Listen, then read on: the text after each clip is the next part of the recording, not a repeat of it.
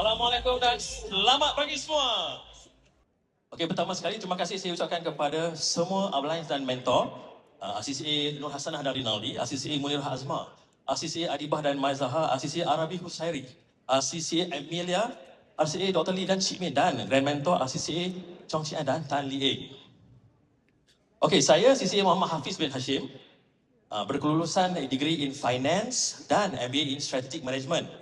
Last position saya merupakan seorang Head of Department di sebuah property company listed di Bursa Malaysia. Biggest property company in Malaysia ya. Dan pada masa yang sama saya ada krisis. Krisis di tempat kerja dan krisis kesihatan. Okey, saya merupakan seorang pesakit psoriasis. Okey, dan ketika itu wife saya dia fight DBE sehingga mendapat PRV dan membawa balik shield tu untuk saya. Dan alhamdulillah dalam 2 ke 3 bulan sahaja psoriasis saya berkurang 90%. Ya. Dan kami terus fight sehingga mendapat tiket ke Taiwan.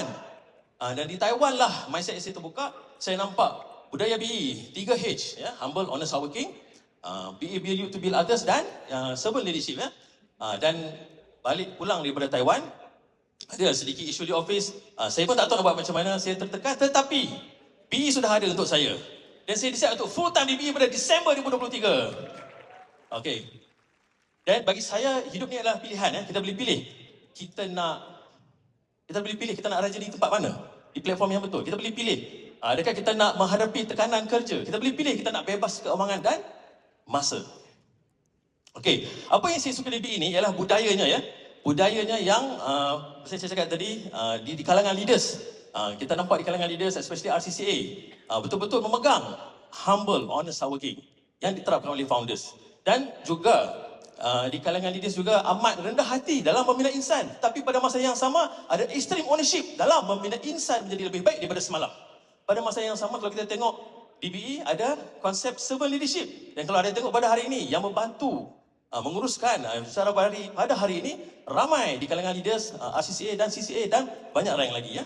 Dan apa yang saya suka DBE, yang membuatkan saya mudah untuk membuat keputusan untuk full time ialah very low investment cost. Setuju tak setuju? Setuju. Jadi itu membuatkan senang untuk saya buat keputusan untuk full time DBE. Okey, saya dan isteri macam mana, apa yang kami buat? Kami buat massive actions, tindakan bertubi-tubi. Ketika kami membina rangkaian di Lembah Kelang, network kami di utara, pantai timur dan selatan pun gila-gila juga. Dan disebab itu apa yang saya nampak ialah kuasa gandaan DBE International.